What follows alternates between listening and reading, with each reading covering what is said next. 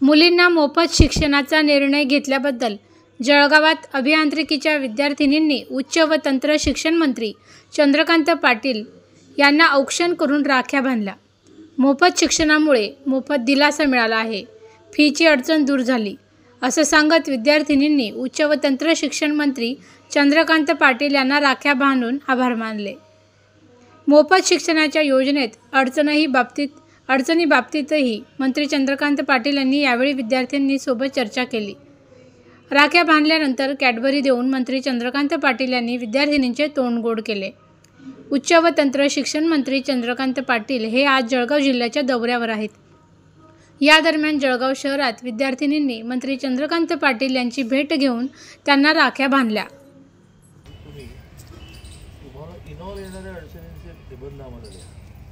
गावोगाव असं उत्स्फूर्त स्वागत होत आहे। मला त्याचा संकोच असतो, कारण हा माझ्या आनंदाचा विषय आहे आणि हा माझ्या कर्तव्याचा भाग आहे।